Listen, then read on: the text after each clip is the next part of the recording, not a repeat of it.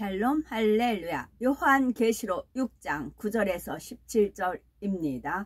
다섯째 인을 떼실 때에 내가 보니 하나님의 말씀과 그들이 가진 증거로 말미암아 죽임을 당한 영혼들이 제단 아래에 있어 큰 소리를 불러 이르되 거룩하고 참되신 대주제여, 땅에 거하는 자들을 심판하여 우리 피를 갚아주지 아니하시기를 어느 때까지 하시려 하나이까 하니, 각각 그들에게 흰 두루마기를 주시며 이르시되 아직 잠시 동안 쉬되 그들의 동무 종들과 형제들도 자기처럼 죽임을 당하여 그 수가 차기까지 하라 하시더라. 내가 보니 여섯째 인을 떼실 때에 큰 지진이 나며 해가 검은 털로 짠 상복같이 검어지고 달은 온통 피같이 되며 하늘의 별들이 무화과 나무가 대풍에 흔들려 설 익은 열매가 떨어지는 것 같이 땅에 떨어지며 하늘은 두루마리가 말린 것 같이 떠나가고 각 산과 섬이 제 자리에서 옮겨지매 땅의 임금들과 왕족들과 장군들과 부자들과 강한 자들과 모든 종과 자유인이 굴과 산들의 바위 틈에 숨어 산들과 바위에게 말하되 우리 위에 떨어져 보호자에 앉으신 이의 얼굴에서와 그 어린 양의 진노에서 우리를 가리라. 그들의 진노의 큰 날이 이르렀으니 누가 능히 서리요 하더라. 요한계시록 강의 38번째 다섯째 인 여섯째 인 7년 환란 짐승의 표입니다. 본문에 나오는 6장부터는 장차 성도들이 공중으로 들림 받은 후 땅에서 7년 환란이 진행되고 있는 내용입니다. 사도 요한이 한 환상 중에 보니 마지막 때까지 일들이 기록된 책이 있고 그 책은 7인으로 봉해져 있었지요. 주님께서 그 인을 하나하나 떼실 때마다 7년 환란의 상황들은 더 깊어지고 있습니다. 그 7일자를 그 히브리어로 그 세바라고 되어 있더라고요. 이제 세바, 주님께서 세바 7인가 그런 식으로 이제 이렇게 외우게끔 하세요. 그렇게 알려주셔요. 세바 7인가 7년 환란. 그렇다고 해서 7년 환란 동안 이 땅에 내리는 재앙들을 주님께서 임의대로 내리신다는 뜻은 아닙니다. 인류가 그동안 자기 악과 욕심으로 행한 일들이 기한이 차게 되자 공의에 의해서 여러 가지 재앙으로 열매를 맺게 되는 것이지요. 이미 공중으로 들림받은 성도들은 혼인잔치에 들어가 너무나 행복한 시간을 보내고 있지만 이 땅에서는 전쟁과 자연재해와 질병 등 각종 재앙이 점점 더 심해만 갑니다. 이런 와중에 들림받지 못한 사람들 중에서 어찌하든 구원의 길을 찾으려는 사람들이 있어서 그들이 순교당하게 되는 일들이 일어나지요. 계시록 6장 9절에 다섯째 인을 떼실 때에 내가 보니 하나님의 말씀과 저희의 가진 증거를 인하여 죽임을 당한 영혼들이 제단 아래에 있어 7년 환란이 시작되면서부터 전쟁이나 자연재해 등으로 죽는 사람들이 많지만 본문에서는 그런 사람들을 말하는 것이 아니며 믿음을 지키기 위해 순교한 사람들을 말합니다. 이들은 참 믿음을 갖지 못했기에 주님께서 강림하셨을 때 휴거되지 못하고 7년 환란 중에 떨어진 영혼들이지요. 그들 중에는 한때 주님을 믿고 은혜를 받았지만 그 은혜가 식어져서 세상으로 떠난 사람들도 있고 교회를 다닌다 하면서도 영적인 믿음이 없이 세상 정욕대로 살았던 사람들도 있습니다. 이렇게 세상을 취하며 살아가다가 어느 순간 주변에서 성도들이 사라지자 자신들이 휴거되지 못한 것을 깨달은 것이지요. 이렇게 남겨진 사람들에게는 참담한 절망과 공포가 엄습합니다. 휴거가 무엇인지 이제부터 자신들에게 임하게 될 재앙과 지옥의 고통이 어떤 것인지를 지식으로는 들어서 알고 있기 때문이지요. 이들은 이미 이런 일들에 대해서 말씀을 들었지만 마음으로 믿어지지가 않았기에 결국 쭉정이와 같은 신앙생활을 해왔습니다. 그런데 실제로 휴거가 일어나는 것을 보자 하나님의 말씀이 참이었다는 것이 그제야 믿어지고 두려움이 임하게 된 것입니다. 쭉정이 키질 해서 쭉정이 날아가고 알곡이 모은다잖아요. 근데 바람이 없으면 이 쭉정이가 날리지 못해요. 그러니까 바람이 안 부는 날은 커다란 선풍기를 옆에다가 틀어놓고 거기서 키질하는 그런 장면들을 본 적이 있습니다. 그 쭉정이와 알곡을 가르는 것은 무어의 힘에서 르하흐 바람에 의해서 알려진다고요. 바람에 의해서 쭉정이가 이제 쭉정인지 알곡인지 이제 알아진다는 거지요. 그런데 실제로 휴거가 일어나는 것을 보자 하나님의 말씀이 참이었다는 것이 그제야 믿어지고 두려움이 임하게 된 것입니다. 그러나 때는 이미 늦었고 그들이 들림받을 수 있는 길은 없습니다. 다만 한 가지 구원의 가능성은 남아있지요. 그것은 바로 순교에 이르기까지 주님의 이름을 부인하지 않고 믿음을 지켜내는 것입니다. 예를 들면 짐승의 표를 받지 않으려고 하다가 순교하는 경우도 있지요. 우린 또 짐승의 표에 대해서 많이 들었을 겁니다.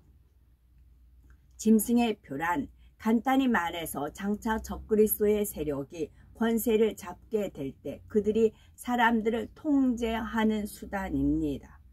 곧 바코드는 각 사람의 개인 정보를 담아서 그 바코드를 사람의 몸에 심어줌으로써 그가 어디를 가는지 무엇을 하는지 컴퓨터로 감시할 수 있는 시스템이지요. 계시록 11장 14장 11절에 그 고난의 연기가 세세트로 올라가리로다. 짐승과 그의 우상에게 경배하고 그 이름의 표를 받는 자는 누구든지 밤낮 쉼을 얻지 못하리라 했습니다. 7년 환란 때 짐승의 표를 받는다는 것은 결국 적그리스도의 세력에 동조하고 짐승과 그 우상에게 경배하는 결과가 되지요. 이는 주님을 부인하는 것이 됩니다. 유튜브에 성경 말씀 이제 다국어 성경 그것을 이제 찾냐 보면 원 화면이 이제 그 선전이 이렇게 많이 떠요. 그랬더니 그 반 가렸는데 그러니까 클릭을 안 해서 이제 안 봤습니다. 어떤 화면이 뜬 줄 아세요? 커다란 검은 개가 있어요. 근데 여자 하나가 그 검은 개한테 막 뽀뽀하고 비벼대고 막 발광을 터는 거 있죠. 그 장면이에요. 저는 이게 뭔가 했어요. 그래서 보니까 그 장면에서 클릭해서는 안 보았는데 반만 그게 이제 광고였는지 어쩌는지 모르겠어요. 그것도 다국어 성경 그 화면에 나오는 겁니다. 지금 그런 시대에 하마스가 득실거리는 시대에 살고 있어요. 믿음을 지키려는 사람들은 짐승의 표를 받지 않으려고 하지만 적그리스도의 입장에서는 그것을 용납하지 않습니다. 믿는 사람들이 표를 받지 않으려고 아무리 도망하고 숨는다 해도 적그리스도의 세력들은 집요하게 추적하여 온갖 고문과 위협으로 표를 받게 합니다. 이런 어려움 속에서도 모든 핍박과 고통을 끝까지 믿음으로 이겨내고 순교할 때라야 간신히 구원을 받을 수가 있는 것입니다. 물론 이런 일들은 7년 환란 기간 중에서도 후반기에 접어들면서 본격화되지만 이미 적그리스도가 장악하고 있는 영향권 안에서는 7년 환란의 초기부터 순교가 시작이 됩니다. 적그리스도가 장악하고 있는 영향권 안에서는 7년 환란의 초기부터 순교가 시작이 됩니다. 감람유와 포도주는 해치 말라 하신 말씀에 대한 설명한 내용도 같은 맥락입니다. 곧 큰 태풍과 각종 재앙이 임할 때 이스라엘 백성과 휴거되지 못한 성도들이 어느 정도까지는 지킴받지만 그들이 모두 다 살아남을 수 있는 것은 아닙니다. 전쟁, 질병, 자연재해 등으로 인해서 죽는 사람들도 많이 있지만 믿음을 지키기 위해서 핍박받고 순교당하는 사람들도 생겨나기 때문입니다. 왜 7년 환란 때는 이런 핍박을 통해서만 구원을 받을 수가 있는 것일까요? 비유를 들어 농부가 추수를 하게 되면 알곡은 다 창고에 들인 후에도 혹여 떨어진 이삭은 없는지 다시 살피게 됩니다. 쭉정이로 보여서 땅에 버려진 것 중에 조금이라도 알이 채워진 것은 최대한 창고에 드리려고 돌아보는 것이지요. 이처럼 이미 경작의 기간이 끝난 후에도 하나님께서는 다시 한번 기회를 주십니다. 믿음이 없어 들림받지 못한 영혼 중에서도 혹여 일말에 선한 마음을 가진 자가 있는가 하여 돌아보시는 것입니다. 그러나 이때는 구원받을 믿음이 있다고 증명하기가 쉽지 않습니다. 여기서 알이 채워진 것은 히브리어에서 알과 메알이 있답니다. 그래서 선생님께서 설명해 주기 알과 메알을 어떻게 알려주셨느냐면 알은 이렇게 붙어 있는 거예요. 메알은 떨어져서 공간이 이렇게 가운데가 있는 겁니다. 그러면 주님은 포도나무, 우리는 가지라고 했어요. 주님 포도나무에 붙어 있어야 되는 거지, 떨어져 있으면 버려져서 마르잖아요. 알이 그렇다고. 알이 채워진 것은 우리가 알맹이가 된다 하면은 하나님과 붙어 있어야 된다고요. 말씀에 붙어 있어야 된다고요.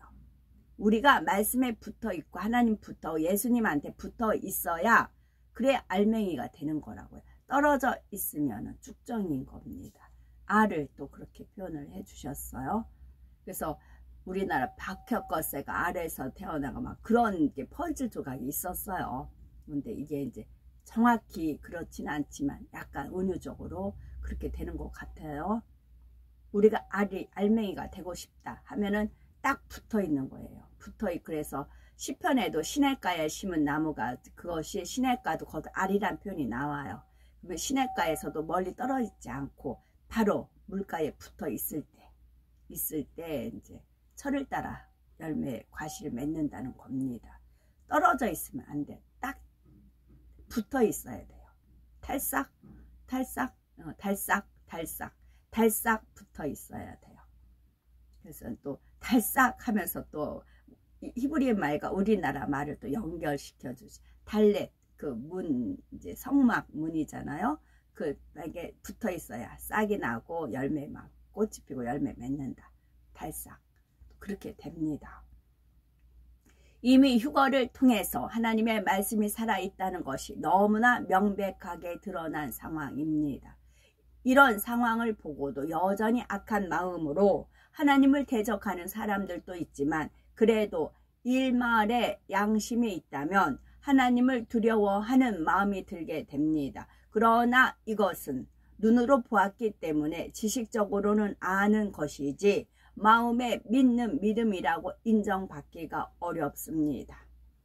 지식적인 믿음으로는 구원받을 수가 없는 것입니다. 그러므로 성경의 예언이 명백하게 이루어지고 드러난 상황에서 땅에 남은 사람들이 믿음을 가졌다고 인정받으려면 그만큼 큰 관문을 통과해야 합니다. 어떠한 고문과 굶주림, 극심한 핍박이라도 이겨내어 이제라도 참 믿음이 있음을 증명해야 하는 것입니다. 이때 원수 마귀의 입장에서는 적그리스도의 세력을 주관하여 어찌하든 한 영혼이라도 더 멸망으로 끌고 가려고 합니다. 사람으로서는 능히 감당하기 어려운 극심한 고통을 주면서 주를 부인하게 하고 그래도 부인하지 않는 사람에게는 그 앞에서 어린 자녀를 고문하기도 하는 등 말로 다 표현할 수 없는 잔혹한 일들을 행하지요. 그러나 이때는 성령이 거두어진 시대입니다. 성령의 충만함이나 위로도 없고 하나님의 은혜로 순교할 수 있는 것이 아닙니다. 순전히 자기 의지와 노력으로 죽음을 맞기까지 모든 고난을 견뎌야 하기에 그만큼 구원받기가 쉽지가 않은 것입니다. 그래서 우리나라 말은 있을 때 잘해, 그런 표현이 있잖아요. 있을 때 잘해. 지금 열심히, 아직은 주님 오시기 전이니까 지금이라도 열심히 다시 시작을 한다고 시작을 하시면 된다고요. 지금이라도요. 이렇게 휴거가 끝난 후에 뒤늦게 남아 믿음을 지키고 순교한 사람들은 본문에 보니 제단 아래 있다 했습니다. 제단 아래 있다는 것은 그들도 결국 하나님의 은혜 안에 들어왔고 구원만은 받을 수 있었다는 뜻이지요. 이들은 자기의 의지 속에서 순교하여 간신히 구원만 받았을 뿐입니다. 이 땅에서 성령의 도우심을 받지 못했기에 진리를 중심으로 깨우칠 수도 없었고 마음에 할례하여 변화될 수도 없었지요. 요한계시록 6장 10절에 이런 사실이 너무나 뚜렷하게 드러납니다. 큰 소리를 불러 가로되 거룩하고 참되신 대주제여 땅에 거하는 자들을 심판하여 우리 피를 신원하여 주지 아니하시기를 어느 때까지 하시려나이까 했지요. 순교한 사람들이 자신들의 핏값을 인하여 하나님께 호소하고 있는 내용입니다. 자신들이 악한 자들의 손에 순교하기까지 너무나 많은 고통과 고민 속에서 참혹한 일을 당했으니 악한 자들을 심판하여 원수를 갚아달라는 말이지요. 물론 공의의 법칙에 따르면 틀린 말은 아닙니다. 성도들을 핍박하고 악으로 심은 자들은 반드시 각자의 행위에 따라 심판을 받게 됩니다. 순교자들도 이러한 공의를 알기 때문에 자신들의 피를 신원해 달라고 기도할 수가 있는 것이지요. 그러나 아무리 이것이 공의라고는 해도 진리를 아는 우리는 이들의 기도가 하나님의 마음과는 거리가 멀다는 사실을 깨달을 수가 있을 겁니다. 성경에는 무엇라 말씀하십니까? 마태복음 5장 44절에 나는 너희에게 이르노니 너희 원수를 사랑하며 너희를 핍박하는 자를 위하여 기도하라 하셨지요. 이 말씀처럼 예수님께서는 자신을 못 박아 죽이는 이들에 대해서도 미워하거나 저주하신 것이 아닙니다. 오히려 자기의 죄를 깨닫지 못하는 그들을 불쌍히 여기심으로 하나님께 그들을 용서해 주시기를 기도하셨지요. 또 초대교회 당시의 스데반 집사는 어떠했습니까? 스데반 집사는 큰 권능을 행하고 진리만 말했는데도 악한 사람들이 이를 싫어하므로 스데반을 돌로 쳐서 죽이기에 이르렀습니다. 이에 사도행전 7장 60절에 보면 스데반 집사는 죽임 당하는 마지막 순간에도 무릎을 꿇고 크게 불러 가로되 주여 이 죄를 저들에게 돌리지 마옵소서 했습니다. 이렇게 성결되어 하나님을 닮은 사람은 아무리 억울하게 순교를 당했다 해도 그 원수를 갚아달라는 기도는 하지 않습니다. 또 온전히 성결되지는 못했다 해도 조금이라도 마음의 할례를 한 사람이라면 육을 벗고 주님 앞에 서게 될 때는 어떤 미움이나 원망을 갚고자 하지 않습니다. 오히려 주님 앞에 죄송할 뿐이지요. 십자가의 크신 은혜와 구원을 받았으면서도 신앙생활을 할 동안 죄악을 다 버리지 못한 것이 너무나 죄송하고 민망한 것입니다. 그런데 이삭 죽기로 순교한 영혼들은 전혀 다른 모습이지요. 악인들을 용서하고 긍휼히 여기는 것이 아니라 원수를 갚아달라고 탄원을 하고 있는 것입니다. 그러니 이 순교자들은 그 이전에 먼저 들림받은 성도들과는 선의 수질이 너무 다르다는 것을 알 수가 있지요. 다만 극단적인 상황에서도 자기 의지로 순교했기에 간신히 구원의 선 안에 들어온 것뿐입니다. 그래서 비록 믿음을 인정받아 구원은 받았지만 그 입술의 말만 보아도 신앙생활을 잘 하다가 들림받은 성도들과는 차원이 다르다는 사실을 알 수가 있는 것입니다. 이들은 순교하고 나서도 주님과 함께하는 7년 혼인 잔치에 들어가지 못하고 천년 왕국 때도 왕 노릇을 할 수가 없습니다.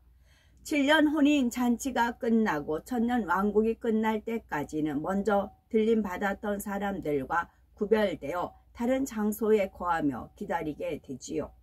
본문에 그들이 제단 아래 있다는 말은 둘째 하늘에 마련된 별도의 공간에 머물러 있음을 나타내는 표현입니다.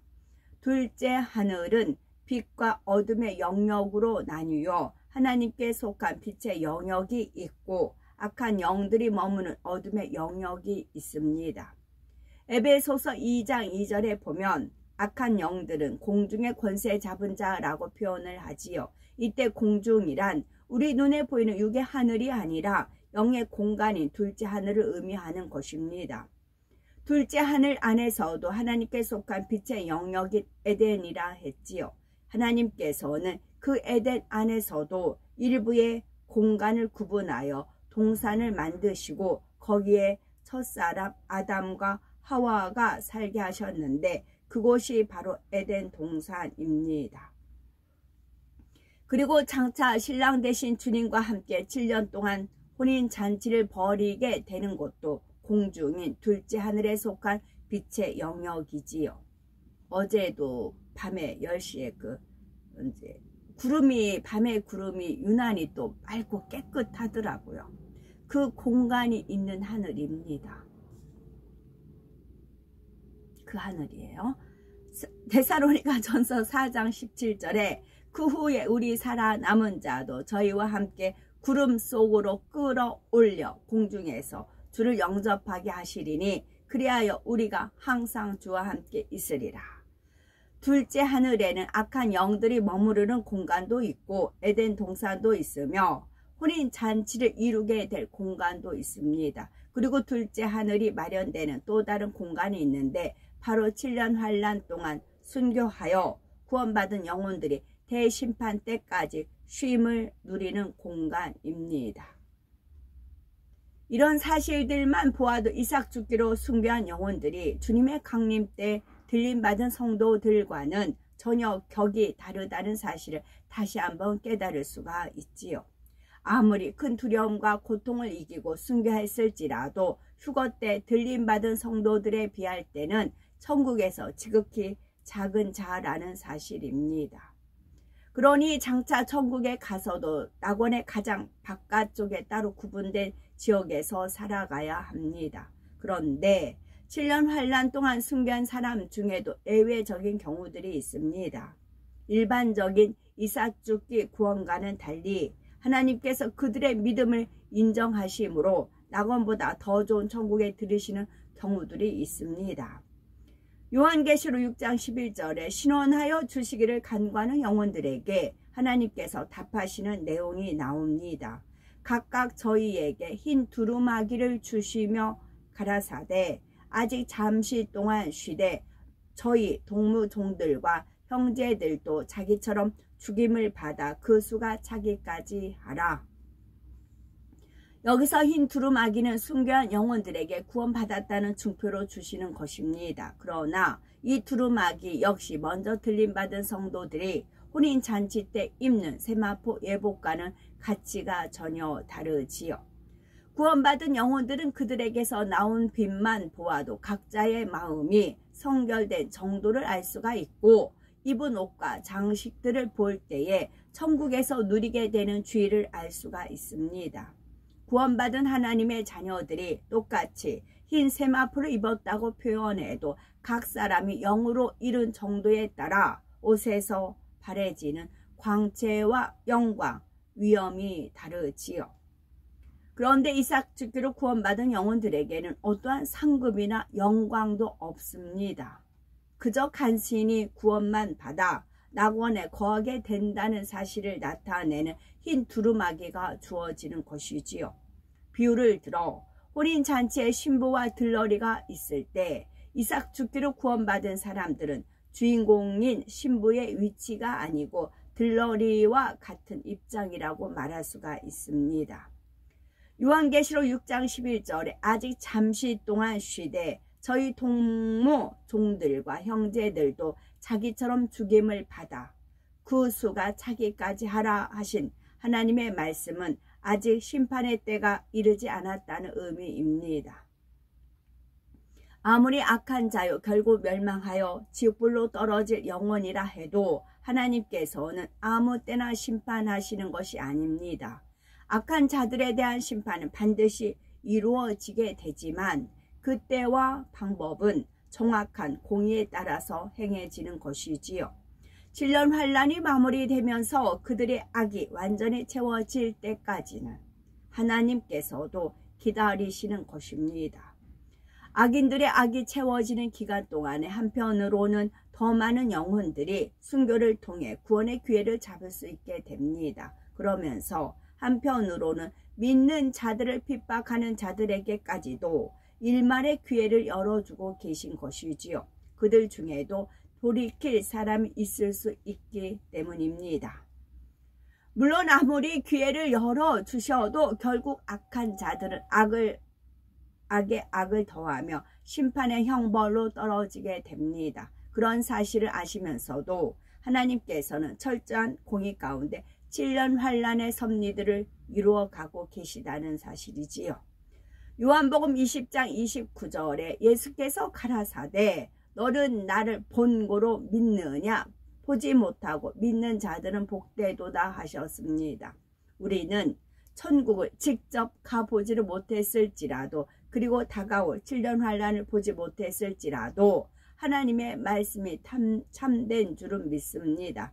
그래서 천국을 바라며 이 땅에서 누릴 수 있는 많은 것을 포기하고 내 자신의 것을 버리면서 살아가지요.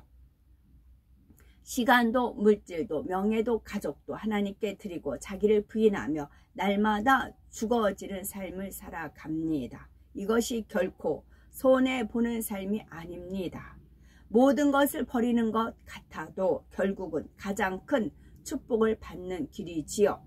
죄악을 벗어버리고 하나님의 형상을 회복하는 만큼 이 땅에서는 영혼이 잘됨 같이 범사에 잘되는 축복을 받게 됩니다.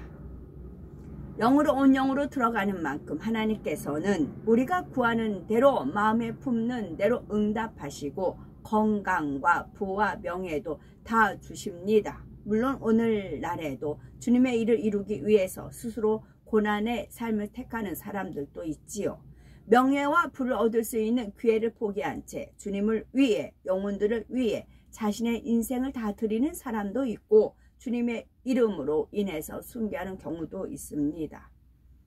이러한 고난과 순교는 7년 환란 때 당하는 순교와는 전혀 다르지요. 고난 중에도 하나님께서 함께 하시며 항상 위로와 소망을 공급해 주시고 성령의 감동함 속에서 모든 어려움을 능히 이길 수 있는 힘을 주십니다. 또한 이 땅에서 살 동안은 고난을 당했다 해도 장차 들어갈 천국에서는 이와 비교할 수 없는 축복을 누리게 됩니다. 공의의 하나님께서는 이 모든 믿음의 행함들을 하나도 남김없이 천국의 영광과 상급으로 갚아주시는 것입니다. 우리는 이렇게 성령 시대에 은혜 가운데 믿음을 가지고 경작을 받을 수 있다는 것이 얼마나 감사한 일입니까? 성령의 역사 속에 자기를 발견하여 하나님의 형상을 닮아 나가는 매 순간이 더 좋은 천국을 침노에 들어가는 과정입니다.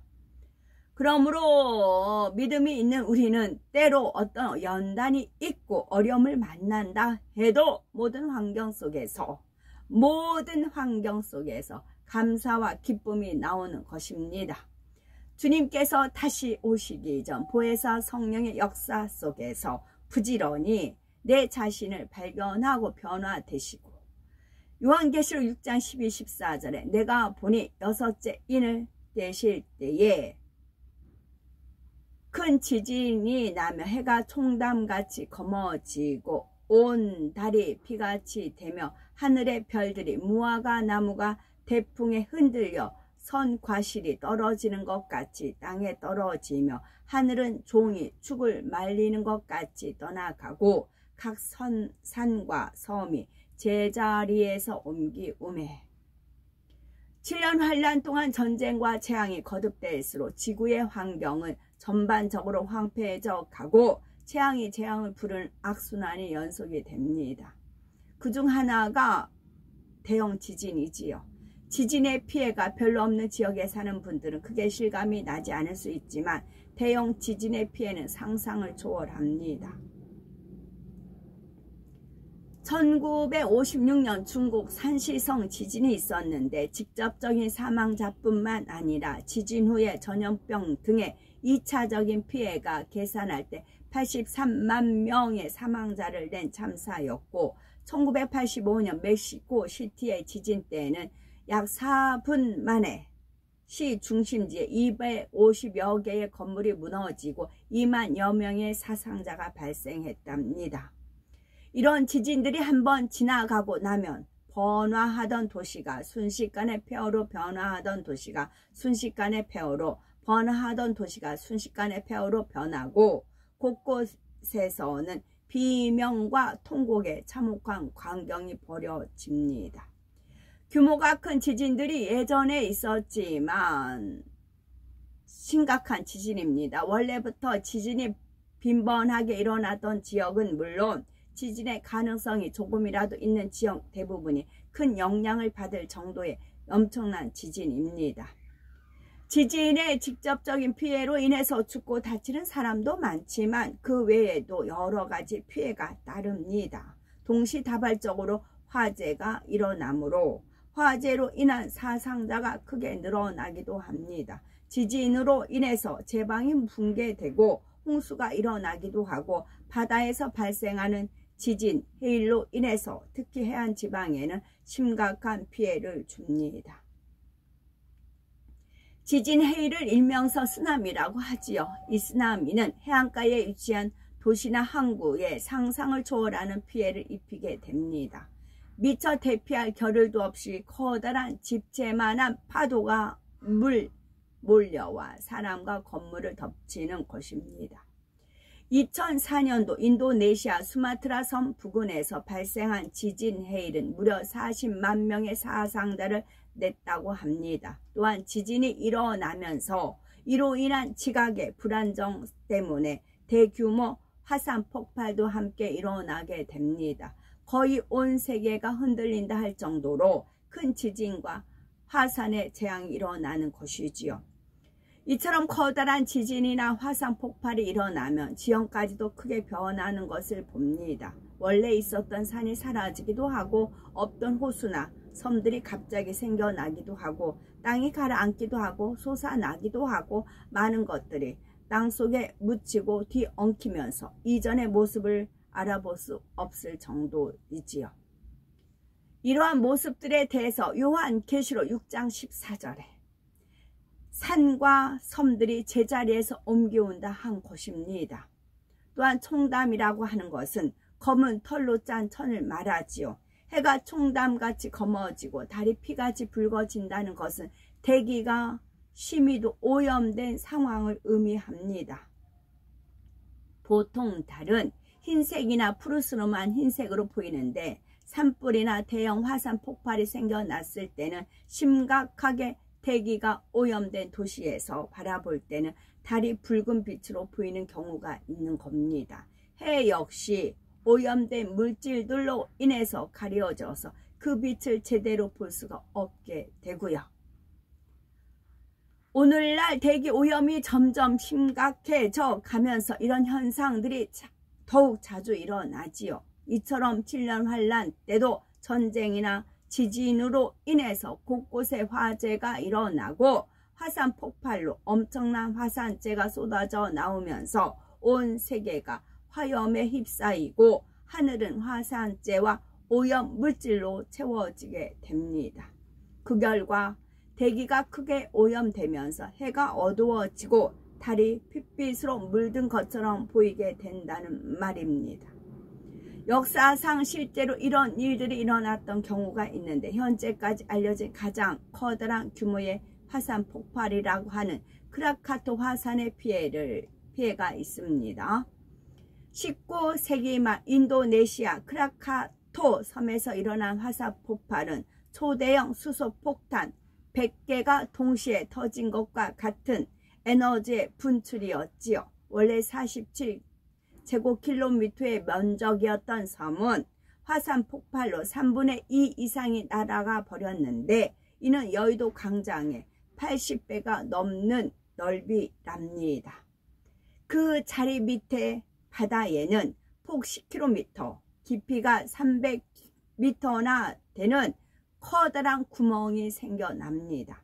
당시 반경 150km 이내에 위치한 건물의 유리창 모두 깨어지고 또 500km 이내의 모든 마을과 바다 위에 떠있던 선박들은 글자 그대로 불벼락을 맞지요.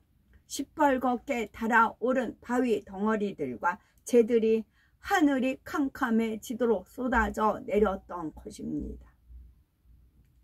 48시간 동안 밤과 낮을 구분할 수 없는 어둠이 계속되었고 대기에 떠다니는 화산재로 인해서 약 2년 동안 일출과 일몰시의 경관은 마치 화재가 난 것 같은 붉은색이었답니다. 이렇게 하늘로 분출된 먼지들은 대기권 상공 약 40km까지 올라가서 1년여 가까이나 머물렀으며 그 때문에 햇빛이 차단되어 지구의 평균 기온이 내려갔을 정도였답니다.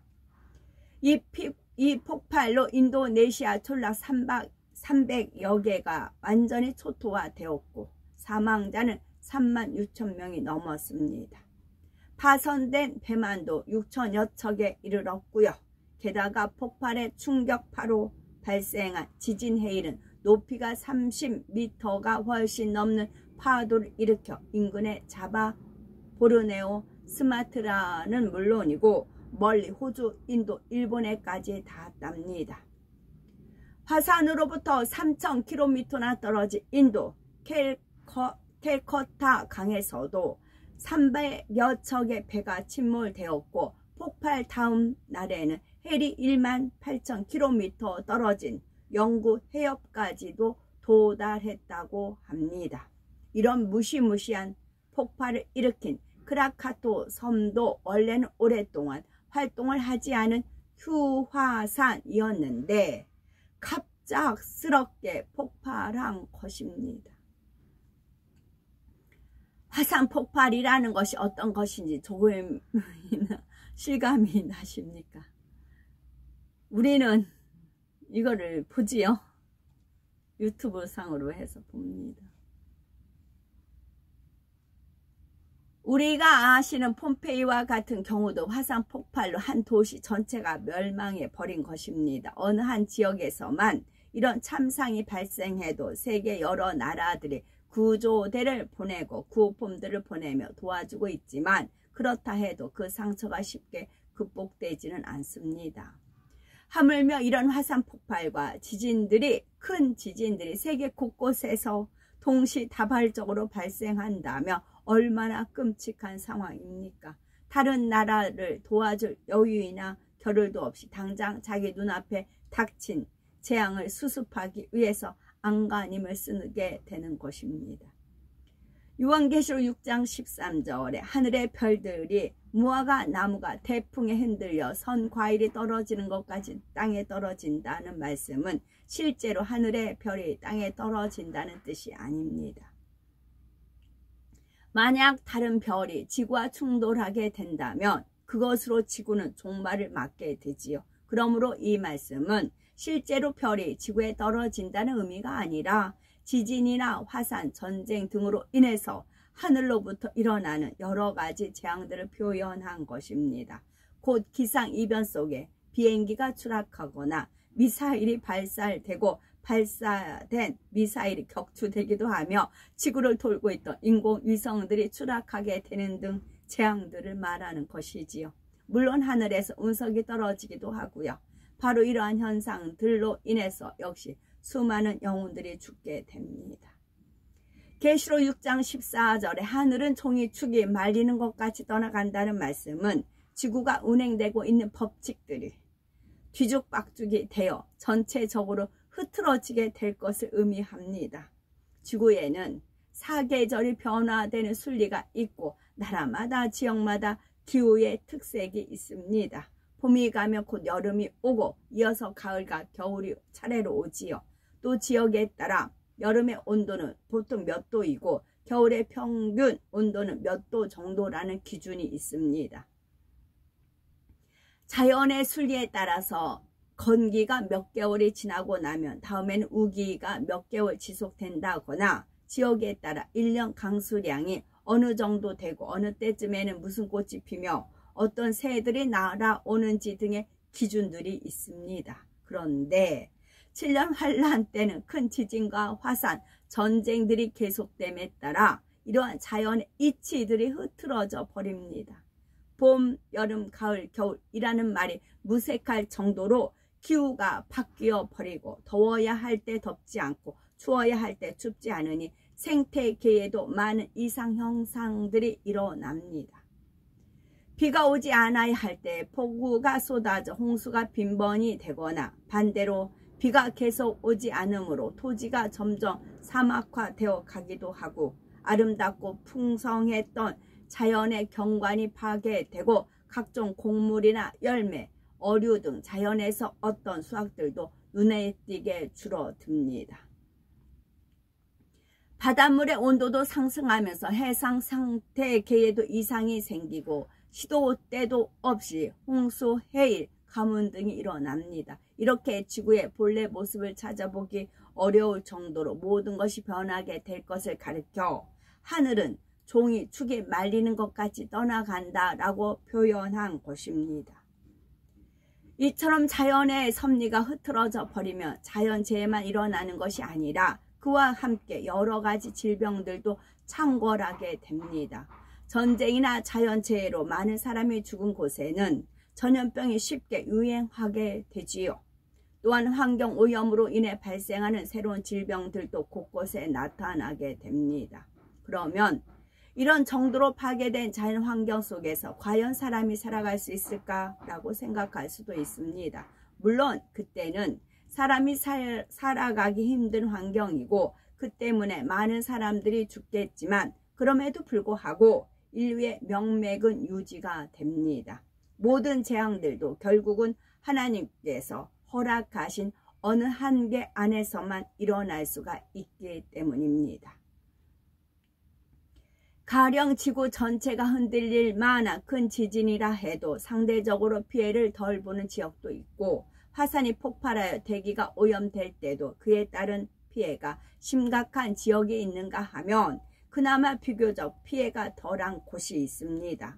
또 미리 그런 재앙들을 대비해서 방어책을 세워두는 나라들도 있지요.